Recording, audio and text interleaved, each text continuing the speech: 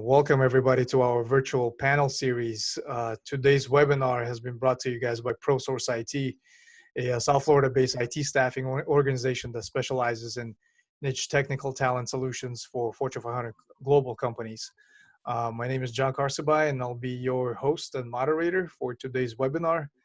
And as I've been mentioning at the beginning, we've received quite a few questions from our participants and all of you guys who have registered. And we've done our best to incorporate all of them into this panel. And towards the end, we'll reserve some time for you guys to be able to actually ask some questions for anything that we were not able to cover as part of the main webinar. I'm very excited about this panel as we feature two of highly accomplished talent acquisition experts who will share with us their expertise on career management in general. So with that, said, I'd like to introduce you guys to Alicia Buckles. She's the head of TA at OfferUp. And Joshua Hecht, he's a global talent acquisition from Royal Caribbean. So without further ado, Alicia, I'll start with you. Maybe just a quick introduction of your role within the organization and a high-level overview of OfferUp. What are you guys all about? Yeah, absolutely. Thanks, John. So again, my name is Alicia Buckles. I'm the head of talent acquisition, so all things recruiting for OfferUp. OfferUp is a mobile marketplace, and we really just strive to connect people, build community, and our mission is to build the largest, simplest, most trustworthy marketplace, especially during this kind of unprecedented time with COVID-19. We're really filling this unique niche of people having lots of time at home. And so getting rid of stuff that might be back in the closet that you haven't looked at for a while, and also creating some income for families that maybe are seeking new job opportunities. So really excited to be part of OfferUp. Before OfferUp, spent quite a few years at Amazon, kind of growing and scaling recruiting functions there, and then spent a couple of years at Redfin, taking them from a pre-IPO company to a publicly traded company, and that transition with recruiting, and now just really excited to be part of the OfferUp team. Excellent. Thank you so much, Alicia. Welcome. Yeah. And Joshua, if you don't mind, quick overview about your role and Royal Caribbean as well, please. Sure. Hello, everybody. Thank you very much for tuning in. My name is Joshua Hecht, based here in Fort Lauderdale, Florida. I work for Royal Caribbean. I've been with Royal for about 2 years now. I head up our talent acquisition team for our new build, fleet modernization, product development, and marine operations sector. I'm sure most of you have heard of Royal Caribbean. We are one of the largest cruise lines in the world, focused on hospitality and vacations, with over 10,000 employees worldwide. Our headquarters are down in South Florida, Miami, specifically, right in the port of Miami. Just like Alicia, I've been in recruitment for quite some time, about 14 years now. I started off where I'm from in New Jersey. I started off with a recruitment firm called Comsys and Manpower, worked my way down to Florida with my family. And now I'm here enjoying life in sunny South Florida, working for Royal Caribbean. So I'm happy to be here. That's great. Thank you, Josh, and welcome. I appreciate it. All right, Alicia, I'm going to start with you. From your perspective, which industries or functional areas that you currently see are hiring and adding workforce? Yeah, I really look at this as twofold. One are industries that can continue to function almost as normal, but in a working environment, such as technology being a large portion of that, any online business, of course, essential businesses that can still be in the office. And then there are companies that have found a new niche, like I mentioned about OfferUp, seeing some pretty exciting increases in engagement and new listings and new users because people are at home. So I think other companies outside of OfferUp, obviously Zoom and other video conferencing tech companies have seen a huge surge in users and continue to hire for that surge. Any type of remote platform or helping people and companies work remotely are are industries that are just surging right now. So that's really where I see the areas that are continuing to add in the workforce and functions within those companies. That's great, and thank you for providing those examples. Um, Josh, from your standpoint, how has COVID impacted the talent acquisition operations within your organization, and how have you guys adapted? If you can share any case study examples or any practical recommendations, that would be great. Absolutely. Well, just like everybody else worldwide, COVID-19, this pandemic has really impacted us greatly. But just like OfferUp, Royal Caribbean, when our backs are against the wall, I think that's when we perform best. I believe in two different principles. That and also your peak performance is attained through optimal anxiety. We don't know what's going to happen, tomorrow. We didn't know COVID-19 was going to happen as long ago as it did. But as time has gone by, we have strived to develop process improvements, continuous improvements, help the functions of our business critical roles thrive in this new, I hate to say it, but this new normal. But to be honest, I mean, working from home, just like all my other colleagues and people and peers across the world, there's a new sense of belonging to a company. You're involved in this pandemic regardless, no matter who you are or where you are. But we've taken so many different measures to ensure that our ships are completely sanitized, regardless, because we've had regulations of sanitary programs on our ships before. But we've taken all the necessary measures to keep our ships maintained, get the office ready for our arrival, which we plan on doing phase one of our bringing our employees back to offices down in Miami around the middle of June. So I think we've handled it quite well as an organization. The adaptive capabilities that all of my peers and all of my colleagues have had to handle throughout this has been strenuous, but at the same time, we're really persevering and we're still making an impact on talent acquisition and processes that are ran behind the scenes. Got it. Thank you, Josh. Alicia, from your standpoint, attracting top talent during COVID, with so many companies downsizing, going through furloughs and layoffs, all of those unfortunate events, what strategies have worked well for you to ensure that you still attract the top candidates for some of the roles that you guys are trying to fill?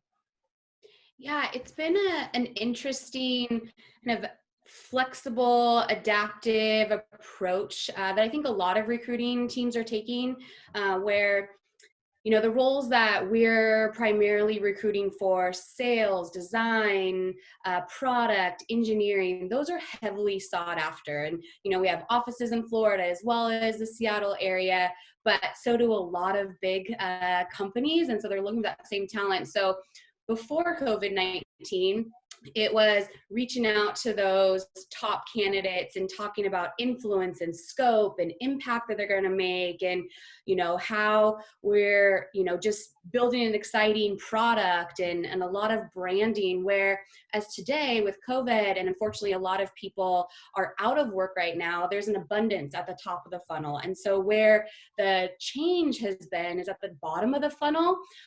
Candidates are now looking for, when we want to make them an offer, they're looking for stability. They're looking for how is the company doing and what are the plans moving forward and how are we coping with these changing of the times and how are we adapting to working from home environment, and how is leadership communicating that? So very different things than when we're seeking out the top talent at the top of the funnel usually and talking about scope and impact. And so those have been, I would say, the major tweaks that we've made as a recruiting team to get people to, ultimately make the decision to join a company like OfferUp. It's talking about security through this time. We are a startup, but what our plans are and how we're moving forward and how we're adapting and the roadmap that we do have in the future. So those are really the things we're changing. Understood. Josh, from your standpoint, what challenges have you faced when hiring remotely, and how did you resolve them? Have you noticed any particular differences between the traditional hiring versus the currently adapted processes? Yeah, that's a great question. Well, it really changes the game when you're hiring remotely, specifically because you're not in person interviewing this person. You don't have that human element, that human touch. Really, you're not physically there. So, really honing in a lot more on what drives these candidates for whichever roles that we're hiring for, whether it's in architecture and design or even from a technical perspective, like naval architecture, marine engineering. Credentials say a lot. Your background, your experience, what you bring to the table.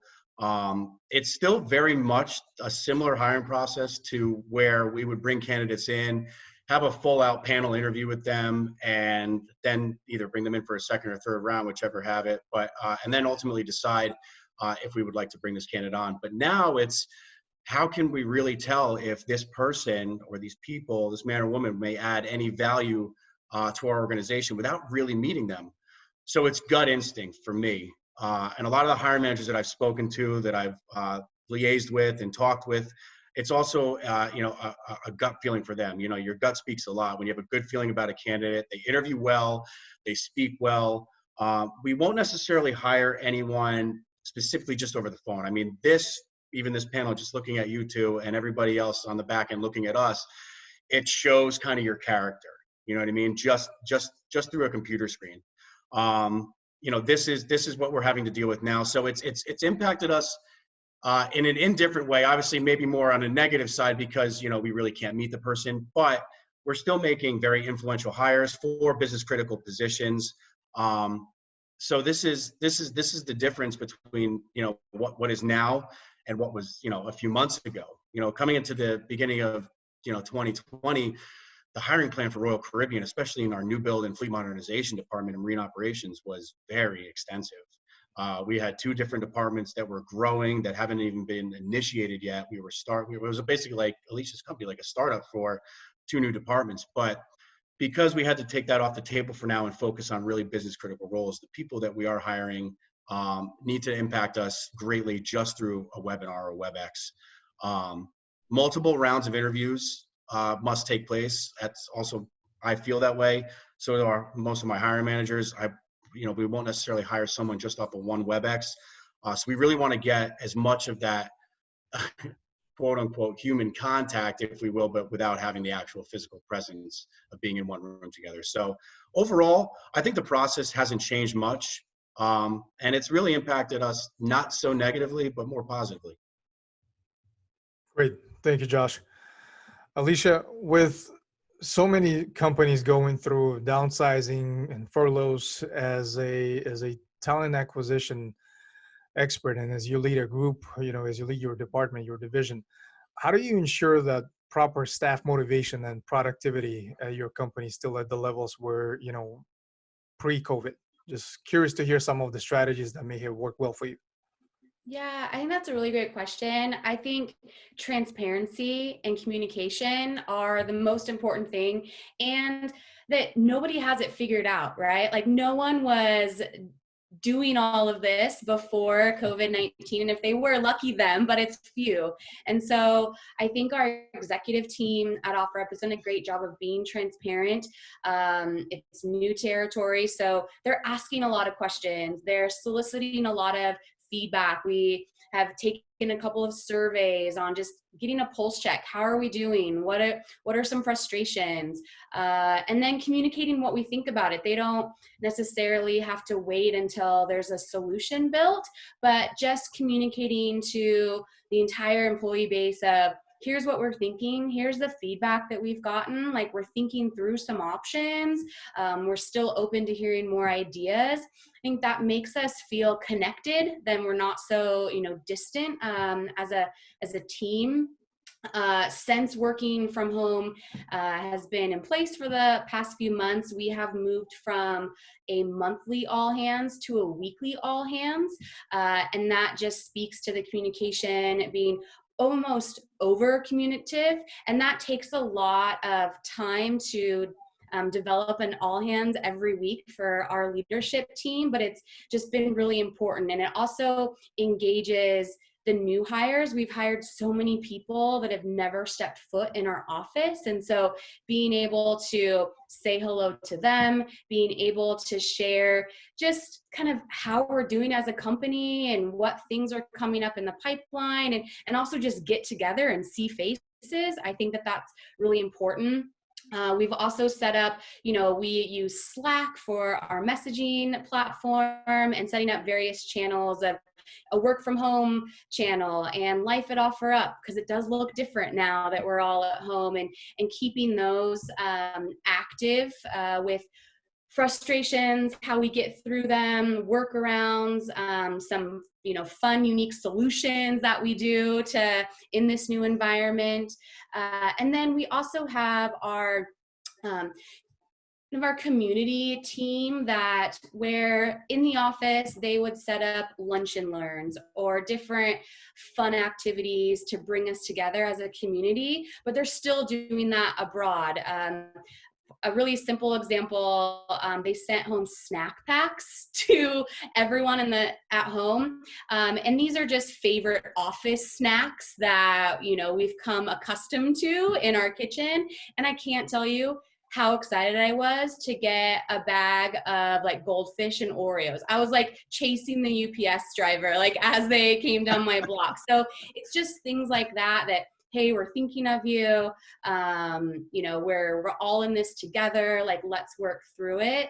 I think that that's been really amazing. The last thing that has just happened the last couple of weeks, as this is the new normal now for a little while. Our home office usually isn't as comfortable as your environment that you go into the office every day. And so our operations team has made it available to come and check out office equipment a couple of days a week, so we can go get a desk from our office. We can get monitors, we can get a chair if that's more comfortable, like whatever we need to be more comfortable and more productive in our home office, where we're able to do that now. So I think all of those things, and just being transparent that we're working through these issues together, has been a big driver to keep productivity up. Great. Thank you for sharing some of those examples. And I did hear some of other client companies that we partner with, that a lot of these things that seem small, but they matter. Like some snacks for movie nights. I think those gestures go a long way. So that's very exciting to hear. Josh, from your standpoint, anything that you guys are doing that stands out to you in terms of really keeping all of your employees motivated and through these difficult times? Yeah.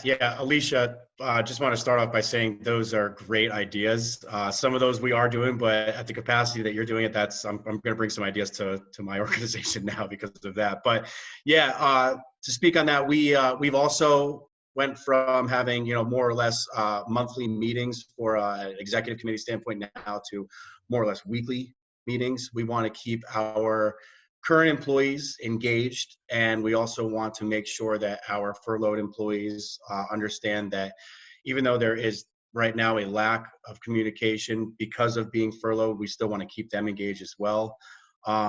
Very similar to Alicia, we're doing company webinars where they're more or less happy hours. So, for example, tomorrow, all of our talent acquisition team is going to be doing a happy hour together. So we're still staying completely engaged with our teams, our departments, our groups.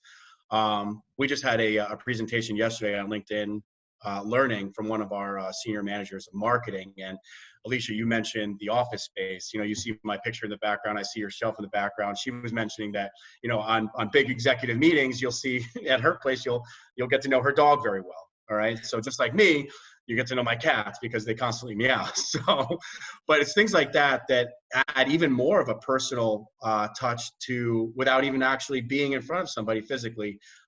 So I think that overall things have definitely changed. Things have really changed, but again, in a more positive manner too. I'm getting to know more of my staff than I ever have, even from being with them, a few months ago in person. I'm getting to know them even more now. So I completely agree with all of the items that Alicia had mentioned. And again, I'm going to bring some of those to the table as well. Yeah, that's great. Very interesting. And I talk to a lot of executives, and one of the things that really stands out is, that empathy aspect. It's, it is okay that you have noise in the background when you're on a conference call. It is okay for those things to happen because, nobody predicted this, nobody asked for it, and it's just, it's the new norm, as they say. It's the new norm. And I mean, just to even continue even further, before we get to the next one, I mean, we're right now, because we have a lot of crew that obviously we had to repatriate about, I think it's about 48,000 crew that we literally had to take from all of our 60 ships, all of the ships in our fleets, and send them home. It's just so much work, but the people behind it and behind the scenes who actually make that happen, from flights from the Philippines to Indonesia, from the US to the Philippines. I mean, it's unbelievable the amount of manpower that we have behind this with limited manpower. It's unbelievable. And things are constantly changing. Our workforce, our employee experience, everything's changed. So we want to make our employees now feel like they deserve the best because they're doing the best work they possibly can. Yep, absolutely. And Josh, to stay on that with you, quite a few questions that I had received from those who had registered for this webinar were around resume and resume structure and things to include or not to include. From your standpoint, for those who have been impacted by these unfortunate events of layoff and downsizing, what recommendations can you provide when it comes to including that or not on a resume? If you can provide any practical examples for resume updates for those who have been laid off, and how do you essentially communicate that as part of your resume? Any recommendations from there? Yeah, of course. I'll go right to it and say, put it on, because everybody's been affected. And everybody will understand. When you're interviewing for your next role, if you unfortunately have been reduced in workforce, at your old company, they'll understand. Even if you've been there for a month, I would recommend, Alicia, you can chime in anytime, but I would recommend putting it on there. And this is what I have advised people that have unfortunately been reduced in our workforce. I've tried to help as many people as I can. Look, we're both, Alicia and I, we've been recruiters for a long time. This is what we do. This is what we know. My recommendation would be to put it on there simply because of the fact that this is our normal. You were laid off because of COVID-19, not because of lack of performance, not because you didn't do your job. You were laid off because of the pandemic. And that is a direct reflection of the budget that your company had. It's not your fault. It's not your fault whatsoever. So my recommendation would be to put it on there and put all of the responsibilities that you were responsible for on that resume, even if you were there for a month. Just a tip for those who are listening, take your job description, put it in your own words, but put it on there.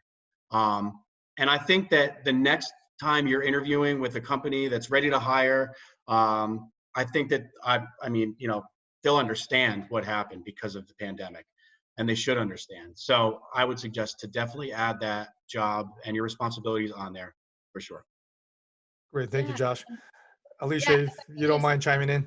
Yeah, and I 100% agree with you, Josh, in everything that you just mentioned. I think it's also okay.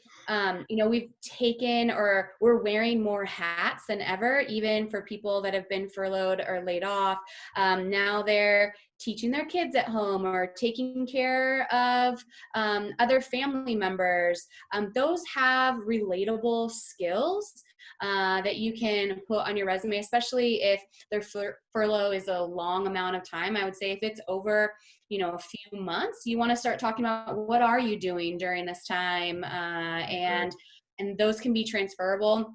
My other recommendation always, even before COVID-19, is, as Josh mentioned, take the job description and, speak to it as what you did, but really live in the results. What did you specifically do, and what was the impact, or what was the result? How was it measured?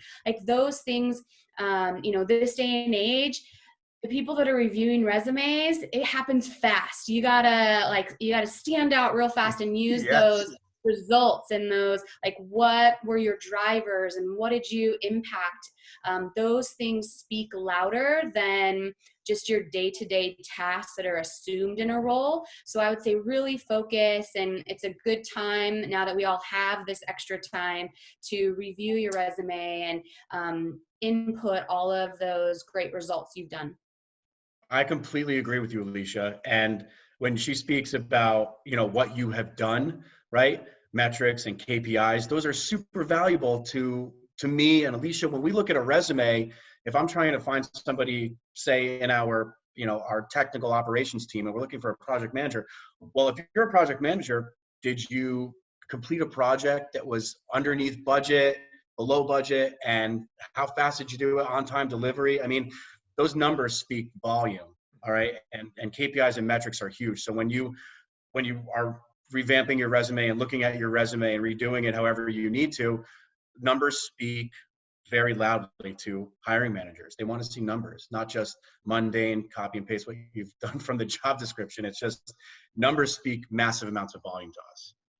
Right, absolutely. Just curious, as you guys look through, and so do we, hundreds, if not thousands of resumes on daily basis. Alicia, what are some of the very first things that stand out to you? What are some of the initial things that you pay attention to when you glance through, the stacks of resumes? What stands out the most through that initial glance? Yeah, I think it's what John and I were just saying. It's impact you made. It's the, did you deliver it on time or before, the deadline?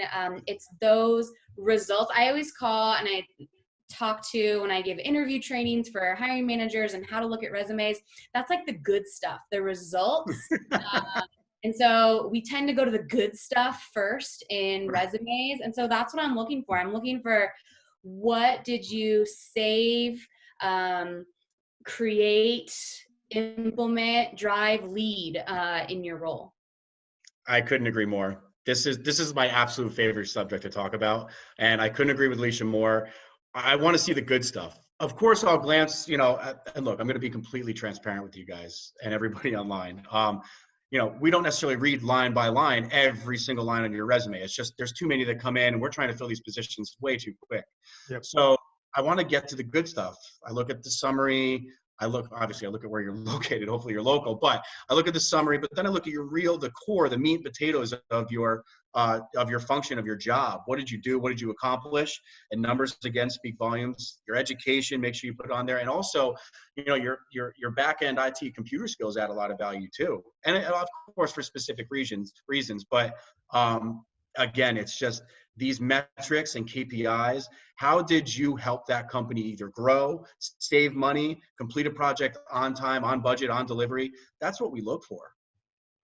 Excellent. Thank you guys for those tips.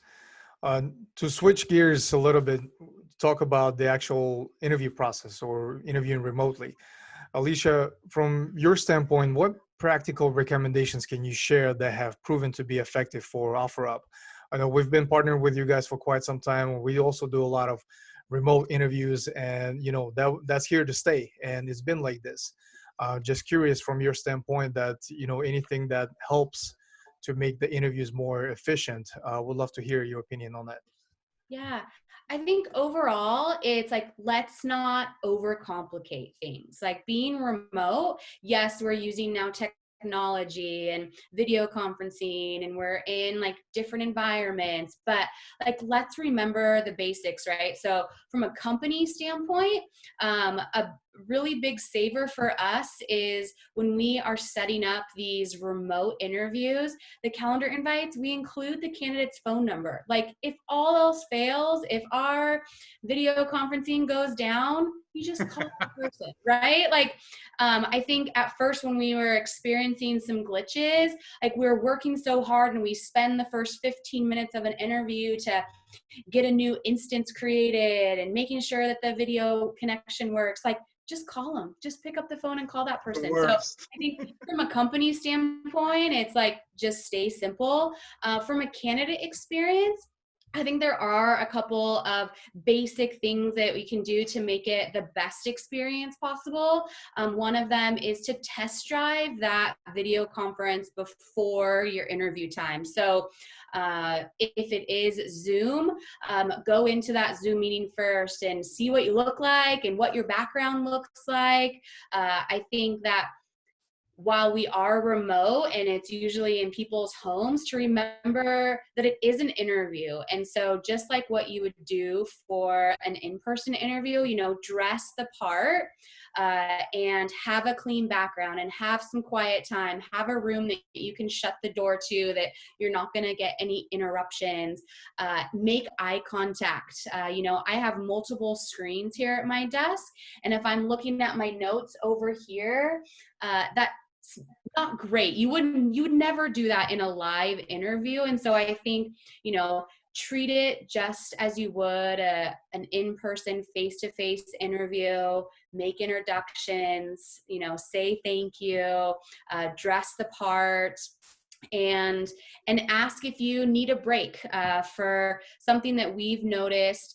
Traditionally, before working from home, our in-person interview, we would schedule back-to-back. They would meet 5 or 6 people for an hour at a time, but we would build in breaks where maybe it's a lunch break or maybe it's a bio break. And when we were doing video scheduling, we weren't doing that. And as interviewers, it's easy to come in for your hour, get out, the next person comes in. And so on the company side, we have to remember that it's the same thing. They might need a break, but also if you're a candidate, to ask for that if you need that. Don't struggle through, you know, the last half of your interview if you need a moment. So I think those are the biggest tips, but not to overcomplicate it. Just, you know, it's still people meeting and talking about your background and your skills, and to put your best foot forward. That's great. Thank you, Alicia. Josh, from your standpoint, as you prep your candidates for the next rounds of interviews with the hiring managers and, you know, the panel, what recommendations do you provide to those candidates? Yeah, Alicia, you hit a lot of that on the head for sure. I couldn't agree more. One thing I will definitely start off by saying is that one of my closest friends in the entire world, his name is Kurt Richardson. He is the best public speaker that I've ever heard in my life. And every time I have to do something like this or go online and give a presentation, it's human nature to be nervous. You're going to be nervous. I was nervous when I first started talking to all of you. I'm not gonna lie. But then it's time to just relax, right? Be calm, cool, and collected, because this is a subject that I know about, that I can talk about. So some advice that I would give to any interviewee, you know, if you're going on an interview, make sure you relax, but prepare. Take some breaths. Know that you're going to be either interviewing with one or multiple people on a panel, but relax. If you've prepared yourself for this moment and these interviews, then you'll achieve what you came there to do. And as long as you give it your best shot, then by all means, there should be no reason why you shouldn't get the job, right? But also, as Alicia said, make sure you dress the part. You know, make sure you dress up, even though you might be wearing shorts underneath your desk right now. At least make yourself look presentable. But make sure you also ask questions and answer the questions that the interviewer is asking you to the best of your ability. You know, a lot of times interviewers will ask, you know, personality questions or behavioral based questions. Prepare yourself for those. You know, the best thing and the number one thing that I would always recommend doing is prepare and make sure that you practice and anticipate questions being asked. Okay, you know, if you're going to an interview for Royal, well, how many ships do we have in our fleet? And if all of a sudden you don't know it, look, it's not a deal breaker. It's not. But at the end of the day, do your research on the company. You know, how big is OfferUp? You know, if they ask you that, I mean, and you don't know the answer, you know, prepare yourself for everything and anything to be thrown your way. But again, you know, speak loud, speak clear, answer questions to your best of your ability, but relax. We're all human. You know what I mean? We're going to get nervous, but we're all human at the end of the day. Absolutely. Love it. And, you know, couldn't agree more with you. I do these webinars, I do speeches, I do Still podcast get nervous. episodes all the time. I still get nervous every time. You know, it's a human nature. Nothing wrong with that. I got a question for both of you, though, guys. I recently did a poll on LinkedIn on question was something around what is the most underrated yet very effective interview technique, and it evolved around a question and the candidate not having the answer. So if you don't know the answer, what do you guys recommend that we as interviewees, as part of this, we're facing a panel in front of us and you don't know the answer? How do you handle that? Alicia, you want me to go first, or Uh, do you want to? I'm happy to take it, but go ahead, Josh. I don't know the answer to that, John and Alicia. I don't. So what I will say is, I don't really think that there necessarily is an answer, but some tips that I would give around that question are: try and answer it to the best of your ability. If you truly don't know the answer, whatever the question was, try and gear your answer towards something similar, whether it's a behavioral or situational question. If you haven't done what they've asked you, as far as have you ever, completed a project in less than 30 days, et cetera, whatever the question may be, answer it to the best of your ability in a situation that you truly have done in the past. So take one of your previous experiences and use that as an example, if that's the type of question that is asked. But to be straight up honest, if you don't know the answer to a question, maybe you can have them reworded in a different way or a different situation. That's a tough one, because a lot of times employers and interviewers will throw a question out there that the candidates will not know the answer to. And also, there's nothing wrong with asking a question as a response. Yeah, I think for behavioral type of questions, so the questions that say, tell me about a time when, that is the best way to go, Josh, as you mentioned, like try to adapt it as it closely relates to an example you have. I think if it's maybe a problem solving question, my best advice is don't make it up. If you don't know it, say you don't know it. It is, 100 times worse to try to make it up, or kind of on the fly, you're working through it, you're like, I don't really know, but I'm gonna be really confident in this answer that I'm making up right now. Interviewing, the company can see through that, right? Like we typically know the right answer if it's a problem solving, and so you making it up just really sticks out like a sore thumb. So I think it's completely okay to say, I don't know, but here's what I would do to try to figure it out. Or here's the type of resources I would need to figure it out. Or here's the type of role or person I would go to help me get more data or information to solve it. Here's my thought process on how I would outline to solve the problem. So I almost think that talking out loud through your problem solving skills on how you would get to an answer is even better than the answer itself. Absolutely. And, I love what you're talking about, because that question comes up a lot as we prep a lot of the candidates for the interviews. It's, the situation where you don't necessarily know the answer. And like you said, it's really walking them through the process of how you arrive to a certain solution, and also giving some examples that are possibly, similar to a particular situation that you're being asked for, you don't necessarily know the answer to. So that's great. I love those examples. Thank you, guys. Alicia, I could just chime in one more time and say, of course, one of our department heads always asks the question, how many cars can you fit in the Lincoln Tunnel? And nobody really knows the answer to that question. Or how many cars go through the Lincoln Tunnel on a daily basis? Mm-hmm. And nobody really knows the answer to that, but it's the way that you get to your answer that really matters most to them. Yeah.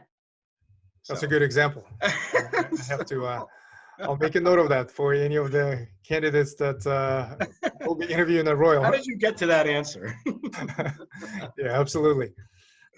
We have only a few minutes left, so I'll move quickly through the few questions that we have left, and then we'll jump straight to some of the audience questions that we have that are coming in.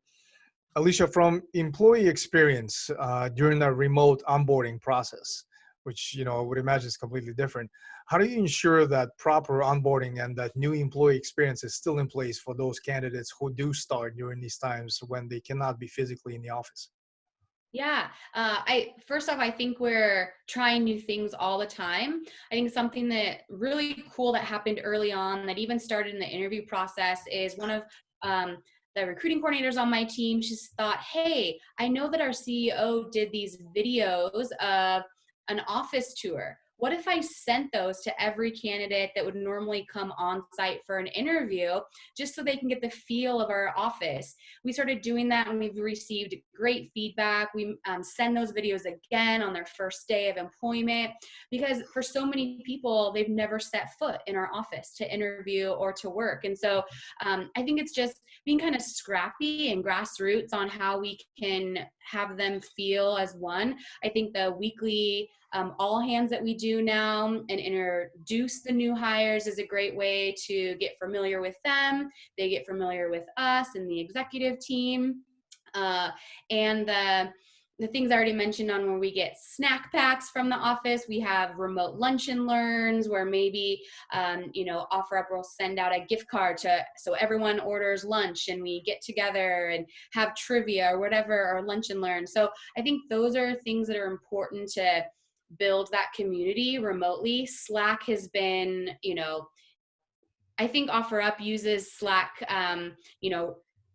really well before, but now it's even more important. And, Slack channels are long and plentiful to create that community. That's great. Thank you, Alicia. Josh, we briefly talked about recommendations for the interviewees.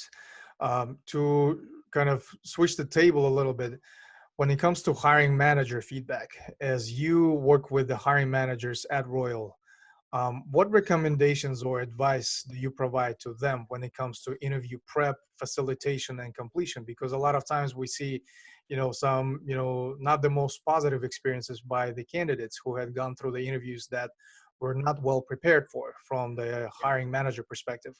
Curious to hear some of your recommendations that you provide to them. Of course. And this is something that we do, probably weekly and monthly with our hiring managers as well. Because to be honest with you, a lot of the hiring managers, not just in Royal, but all over, if you're a technical manager from a naval architecture department, naval architecture, you're not necessarily a good interviewer, right? So that's my job, that's Alicia's job, and our team's jobs to prepare our hiring managers how to do a behavioral-based interview, how to do a situational-based interview.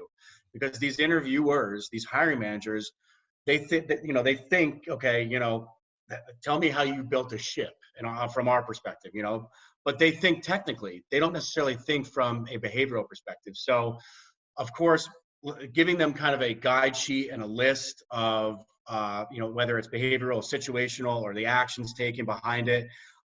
If you're a hiring manager, we want you to ask questions outside of their technical capabilities.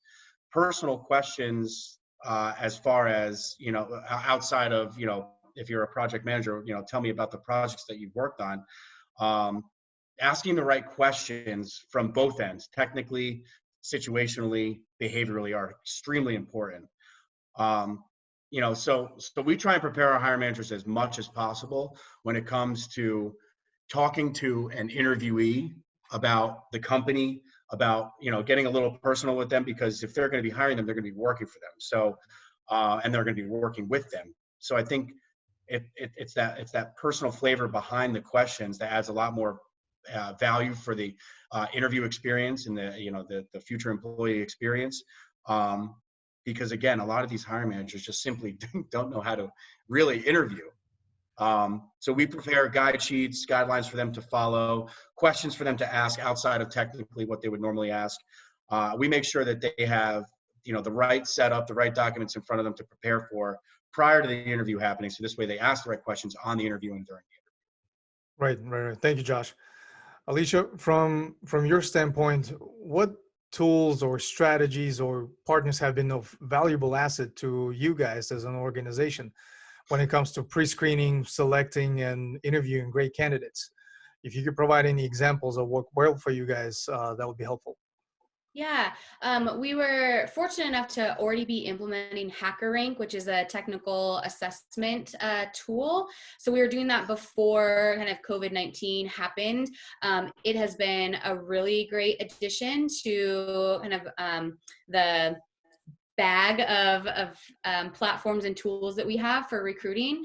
Something that, you know, on an on-site interview, especially in the technical environment, there's always a whiteboard in the interview room. So they're drawing out and kind of laying out the design framework for things, and that couldn't happen remotely. And so we quickly adapted to using draw.io, which is just a shared collaborative whiteboard, if you will, and ways to capture that and put that into our feedback tool. So I would say that HackerRank and draw.io are the two things that we've really leaned on during this remote environment. Of course, video conferencing is huge, but we had that already. So Great, thank you.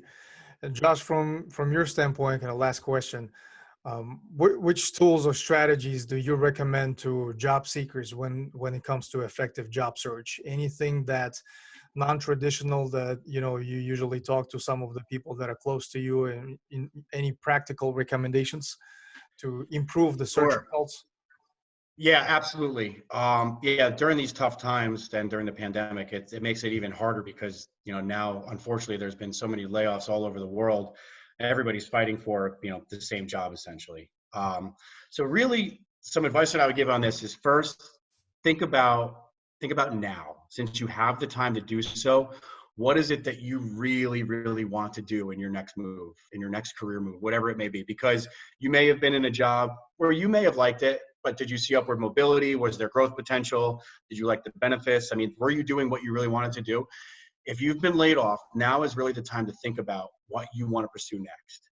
Another tip for the listeners on today's episode is Boolean searches for jobs if you're looking in Monster or Career Builder, or even LinkedIn. Boolean searches are big, and you can Google Boolean searches and you can watch YouTube videos on them. But Alicia, I'm sure you can attest to this, but we use Boolean search strings on a daily basis, and they're probably quite extensive.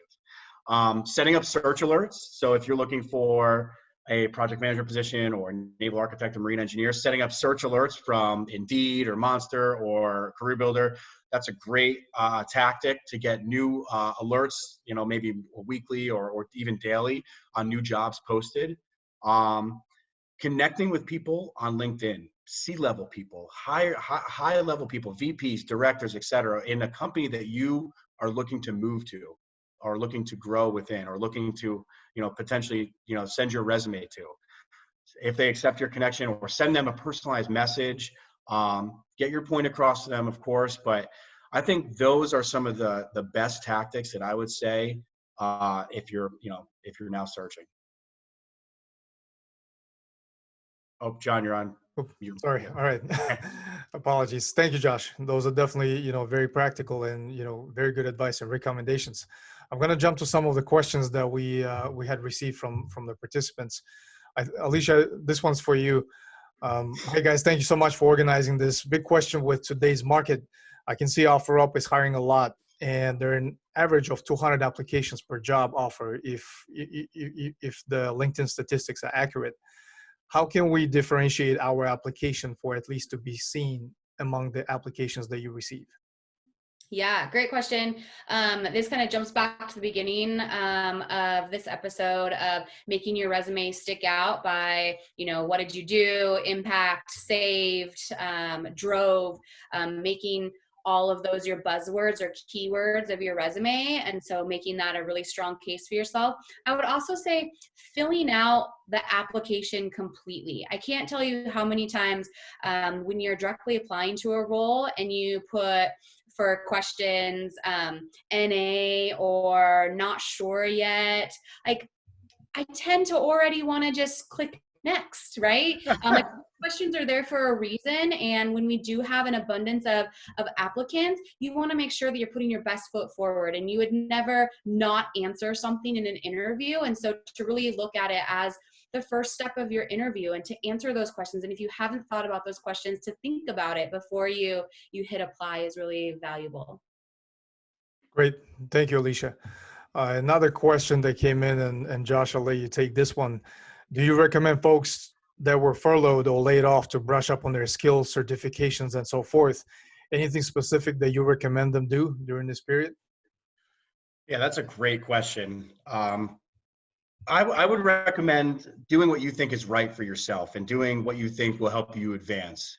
I can't sit here and say that, yes, you should go back and get your MBA during this time or, get a certification in project management. But if it'll help you in your career moving forward, if it'll help you when you come back to the job that you were once in after being furloughed, after your term of being furloughed, I think yes, then by all means do it. If it's something exceptional, like getting your MBA, that's a lot. That's a big move. That's a great move. I'll never ever knock higher education. Is it the right move now? That depends on you and your job. I questioned it myself. I'm not furloughed or anything. I'm still gainfully employed with Royal, but my job has changed a little bit, obviously because of COVID-19. But I've questioned to myself, is now the time to go get an MBA? Is now the time to go get a certification? And for me, yes, it is. I'm getting certified in professional human resources because it directly adds value to my job. I would love to get an MBA, but not yet. We'll see. but yes, it depends on what you want to do. If it's going to help you and you have the time and you have the bandwidth to do it, by all means, go for it. Now is the time to focus on you. Great recommendations, Josh. And just to add to that from my personal experiences, as I worked with a lot of executives in different companies, one of the things we always talk about is starting now. When if you are employed and you're not actively searching, it doesn't mean that you should be content. Look at tools like LinkedIn and different tools to showcase your expertise. That way you're not scrambling at the last minute when you actually do have to go look for a job and actually start now. So these are some of the things that we always talk about. So, thank you, Josh. Let me see. Maybe we'll take one more question before we wrap up. Alicia, do you believe that more senior management or executive IT roles will be an additional demand post-COVID?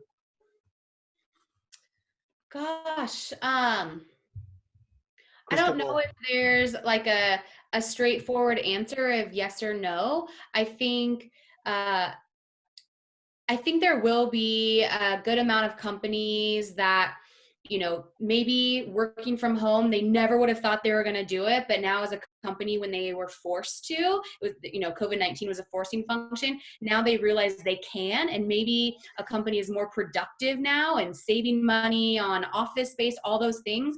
That will take a little bit of infrastructure, whether it's IT individuals, a IT leader or executive to help make that a smooth transition. So I do think in those circumstances, yes, absolutely, more executives and IT leadership will be needed. But maybe there's also some companies where they're going to look to an outsourcing model or a vendor model. So I think I couldn't say yes or no overall. I think it really depends on the industry and the company and how they're adapting. Got it. Thank you, Alicia. Josh, one question that came in talks around sending the not selected emails for those candidates who are not moving forward to the next round or as an outcome of the interview. Do you see those being actually, continue sending those as an organization, given the large influx of applicants? Do you guys still continue with that practice? Yes, we do. But as of right now, due to the pandemic, of course, any other given time, it would be completely different. But due to the pandemic, our hiring has changed quite a bit. Our jobs have changed quite a bit. And we've also taken back a lot of the jobs that we had posted at one time prior to COVID-19. We call it dispositioning candidates. So basically, at this point in time, if it's not a business critical role, if it's not business essential, we unfortunately cannot hire. This is the time now to kind of reassess, look at the budget, look at the overall process, make sure that we have all of our ducks in a row, if you will. And we will be making the necessary hires as each hiring manager has the need, and as long as our executive committee deems it business critical. But unfortunately, and it's got to be understood from pretty much everybody, that these times right now, we really have to tighten the belt a little bit and make sure that we are really just focused on improving the process, improving the back end process, continuing to drive forward how we can plan to move forward in a better financial perspective, if you will. So yeah, if an applicant does come in, you know, we would still give them the necessary disposition if needed. But I hope I answered that question. Yeah, yeah, absolutely. Alicia, anything you want to add to that from your standpoint? Yeah, same. I think it's important. I think there's nothing worse than sending in an application and then you just never hear back. You don't Right. know, like it just went into nothing. So I think it's important to send those emails, even if it's a no, throughout the entire process, whether you haven't talked to anybody at the company or whether you've gone through a couple of the first rounds of interview. It's really important to let the candidate know what the outcome and then the final outcome is. Got it. I promise. Last question. How important is a cover letter compared to a resume? With so many applicants, I was wondering if there's a cover letter differentiating factor. Don't even do it. No? Don't even send a cover letter. We don't want to see it. Okay. You can see everything in your resume. That was a quick and easy answer. Great. Well, on that note, I want to thank you guys both. I personally learned a lot. It was very insightful. We appreciate your insights, your recommendations. I hope all of our participants on this webinar actually did learn a lot through this. I appreciate you guys' time, and don't forget we have a series of other webinars coming up. Just visit our LinkedIn page, ProSource IT, and look forward to catching up with you guys very soon. Thank you so much. Thank I had a you. great time. It was great to see you both, and thank you, everybody. Yeah. Thank you Bye. guys. Take care.